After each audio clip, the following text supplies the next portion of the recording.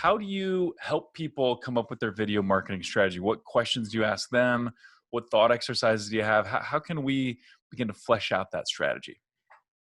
Sure. Where it all begins for me when it comes to an effective video marketing strategy is really understanding the audience. If you don't know who it is that you're trying to sell to and the journey that they go on to make that purchase decision, then it's really hard to create content that's going to resonate with them at different stages of that journey they go on to buy from you. So an example of, well, I mean, it's the same whether it's e-commerce or B2B or service-based businesses or whatever, right? But at the end of the day, if we can understand that ideal customer and understand where they start that journey, first of all, I feel that most people in business, and it depends on where they are in their marketing journey as a business, but most people are focused on the conversion end of the journey. So trying to get the sale to happen, right? And that comes from, I believe, more traditional advertising, the idea of Yep. direct response where, let's just put our message out there, our sale or our price or our product, and the right people will see it and they'll buy it, right? And that's fine. But when you're focused at that end of the journey, you're kind of forgetting the rest of the decision-making process that someone is going on to buy from you. And so that's where it needs to start, is really understanding that when people make a decision to purchase a product, it starts well before that purchase decision at the phase where they're becoming aware of a need, right? That awareness phase. When we talk about the funnel, the marketing funnel, we kind of go through a phase of awareness, consideration, purchase, right? And then advocacy or post-purchase. And that's how we can map out a video strategy. Yep. So we Love can it. start with awareness, right? Shall we dive into that? Yes, do it. Let's talk awareness. Yep. Cool. So at that stage, it's critical from a video perspective or any kind of communications and marketing perspective that we recognize that people are making decisions here based on emotion. So that they're not caring about the product that you sell or what it is that you do or what you can offer them. What they care about there is themselves. They're waking up every morning, living their own life, dealing with their own issues, their pain, their frustrations, their excitements. These are emotions that are impacting on that person.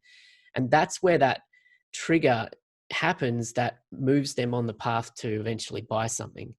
Should we work to an example, Brett? Like, is there an e-commerce, like a product or an example we can Absolutely. use I to think tie it that all is together? always easier, clearer when we talk through an example. So let's talk about an e-commerce business. And yeah, what kind of product or what kind of product category would strike your fancy here? Okay, well, let's talk about baby products, for example. Let's Yeah, talk there you just go. I like it. generally, babies, toddlers, that kind of thing, right? I think we can, many people can connect with that. So For sure. if we think about, selling baby products, then there's a realization as a parent who is the purchaser, right?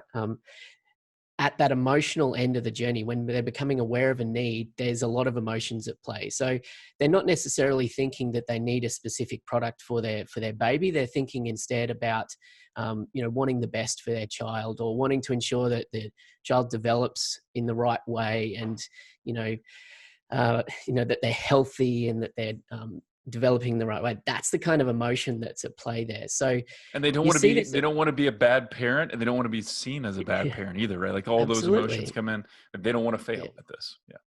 Absolutely. So for a brand intending to get that parent to buy their product, we need to start first by marketing to them at that emotional end of the journey.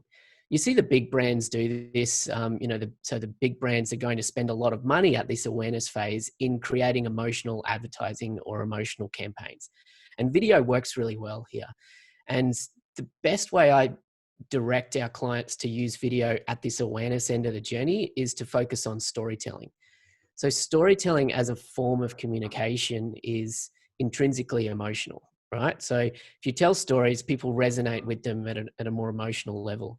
So here for the baby products, you're going to tell, stories around parents and around, the successful upbringing of a child into a healthy toddler and that kind of thing, right? And obviously the product comes alongside and is the guide or the thing that supports that happy outcome of the story, right? So here you're not directly selling your product or pitching your product, but instead you're telling an emotional story that people can buy into. Because I think it's critical in this kind of purchase journey to first get people to buy in before you ask them to buy, right? And buying in is an emotional thing. So that's where it needs to start. So an organic video strategy needs to start by thinking, how are we going to use video to position our brand with the right emotional connection with our ideal audience? Because if you can do that, then they're more likely to actually resonate with the rest of the way you're going to communicate with them on the purchase journey.